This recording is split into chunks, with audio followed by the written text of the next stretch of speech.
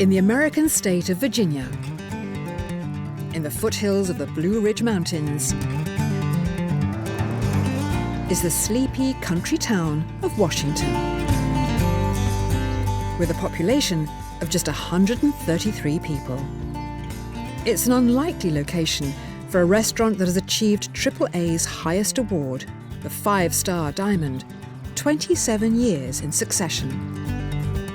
A culinary shrine that attracts visitors from all over the world. This is the Inn at Little Washington.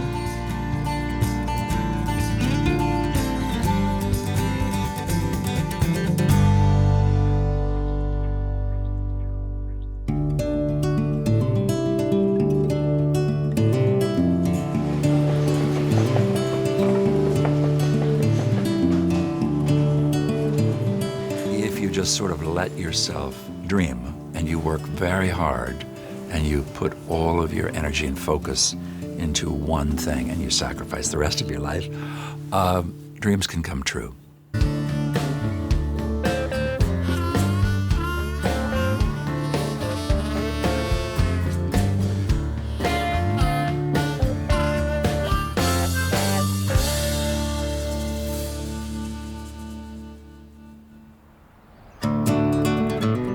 The Inn at Little Washington was converted out of what used to be a gas station, 70 miles west of Washington, D.C.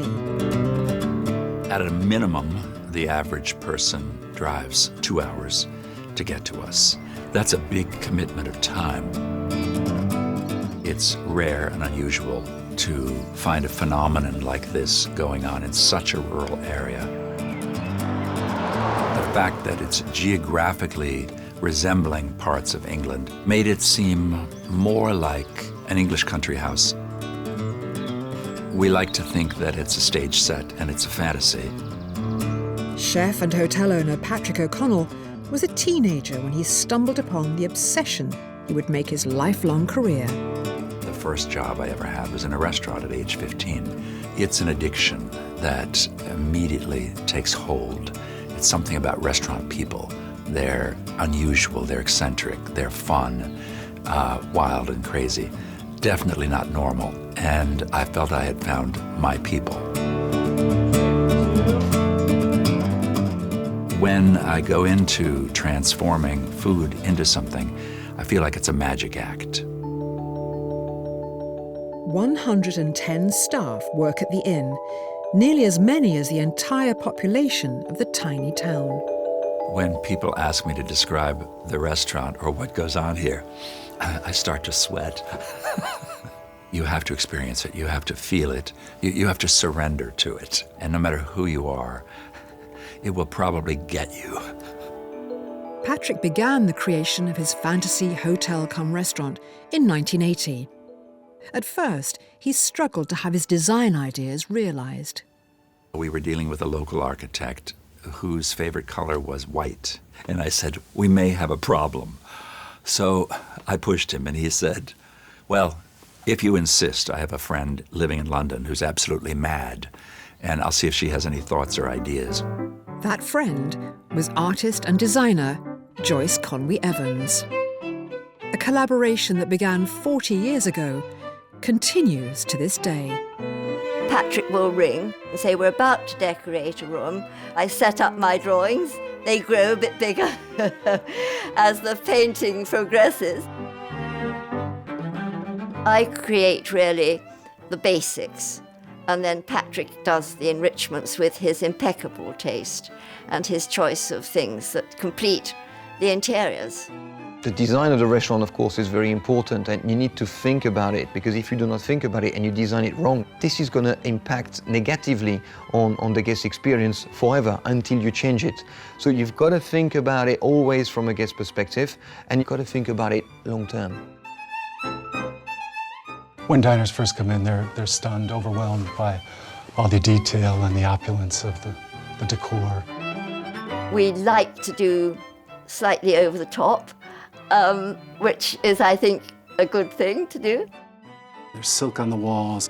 We have the tapestries, the way that the lighting comes directly down so the guests can focus on each other. I love to be surrounded with colour and beautiful things, and I hope other people visiting the inn will find the same. The 5-star Diamond Inn at Little Washington in Virginia is open for dinner only 5 nights a week. Here, the guest's experience begins before they even step out of their cars. The valets are, of course, the first impression of the inn, so we always want them to be at attention and smiling at everybody as they come. We dress them in seersuckers for the summertime, and in the wintertime we have tweeds, so we're trying to create a sense of place. They're a wonderful, wonderful addition. Patrick O'Connell, as well as all of the dining room managers, are very attentive, and they're always constantly pushing us to do our best. You don't really realize until you're in this kind of environment how going just the small extra mile really makes the largest difference in somebody's stay. Just getting the door every time, or just being there for somebody, being friendly conversation when you're getting them out of the car, it really is what makes the experience special for our guests. Service can really differentiate a place. You have to get inside the guest's head. You have to intuit what they're looking for, and you have to imagine their expectations. And then you have to adapt to the signals that they're giving you. Great service is about attention to detail that you give to the guest in terms of what they want and when they want it. For example, somebody is looking up. They're looking up for a reason. Maybe they want the bill, maybe they want more wine. So it's understanding what they want and just being there at the right time for them, just at that very moment. So we call all of our guests behind the scenes humans. I just always say, how many humans are on that table, or how many humans are we serving tonight? One day a boy in the kitchen said, Chef, I mean, if they're humans, what are we? And I said, you idiot, we're superhumans. There is an amazing ballet that goes on in the dining room every night, and the restaurant dining room really needs to be set up so that that can happen smoothly and fluidly without the diners even noticing. The best service is the service that you don't even realize is there. Patrick is very keen on how we move in and around the dining room. So we always try and go in the same direction and keep the flow of the dining room so there are no hiccups. Chef says that service done properly is a ballet. When you move through the dining room, you're not bumping into each other. It's very smooth.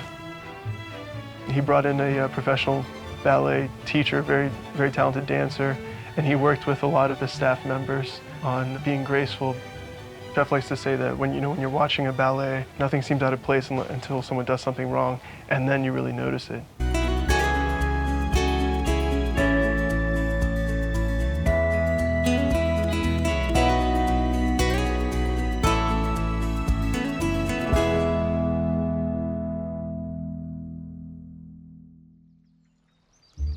The Inn at Little Washington has become a firm favourite with American movers and shakers who travel from the capital to eat here.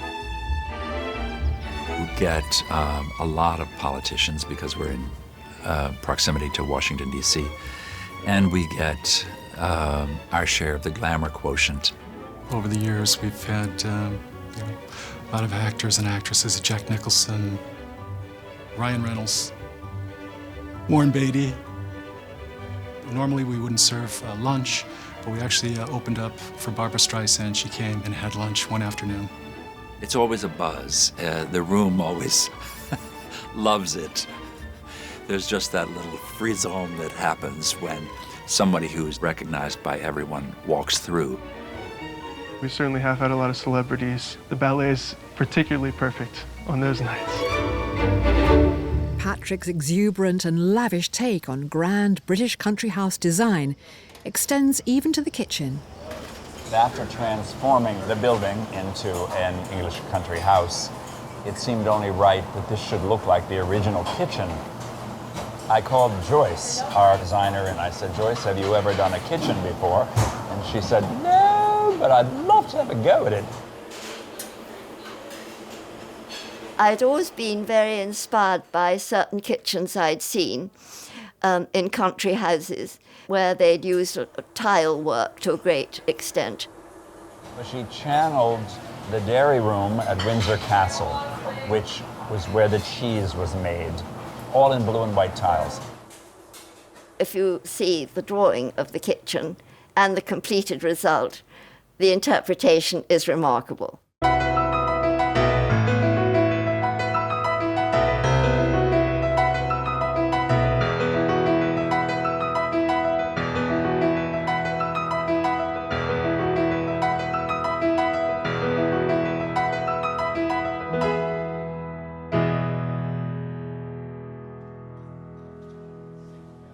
The kitchen might be inspired by 19th century British royals, but the food that comes out of it is pioneering American cuisine. Tasting menus start at $178 a head. For a small premium, there's a chef's table. Here, the self-taught king of modern American cookery calls on an even higher power to welcome his guests. Robert Mondavi, the famous California winemaker, once referred to me as the Pope of American cuisine. So we decided to have a little fun with that and have a formal arrival ceremony for each guest with an acolyte, a little incense. We take our work very seriously, but not ourselves. Welcome, so nice to have you here. We started it tongue-in-cheek and not knowing how the guests might respond. And they find it so moving. There's nothing better than having the entire crew stop what they're doing and welcome them, greet them into our space. Just costs us a couple of minutes and a little coordination, and we can give them an experience that they can't get anywhere else. Whether chef's table or main dining room, meals end with another unique experience. Guests are offered their final course from the restaurant's very own cow. So this is Farah, the cheese cart. She's modeled after a Blue Ribbon Award-winning cow from Iowa State Fair. Part of what Patrick does is inject humor into the service. Every night a cheese cart is an option for dessert. It has anywhere from 14 to 25 cheeses on it from all over the world. The guest reaction is they all love it. It's over the top, it's whimsical, and they all laugh. It's all about the show and the theater. All the heads turn in the restaurant. Everyone asking a question, did that just move? Is that a cow? What's on the cow? Every time the cow moves or moves, it's laughter. We like to have fun here. We have fine dining with a little bit of soul.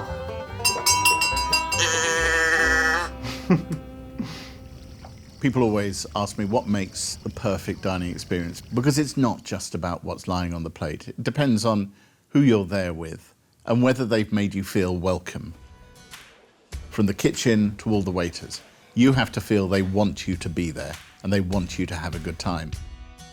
Chef has removed the stuffiness from fine dining. He wants you to feel as though you've just stepped into his home for a dinner party. And so Chef says, sit back, relax, enjoy yourself. You're our guests, have some fun. Despite many years topping best restaurant lists, Patrick and his team take nothing for granted.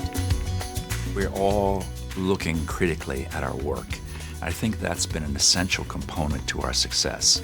We are our worst critics, and it's never good enough, and it's never going to be good enough. I still think of humans as potentially dangerous creatures, but if they're chewing, you're usually safe in their presence. I still will look out in the dining room each night, and if someone's not chewing, I worry.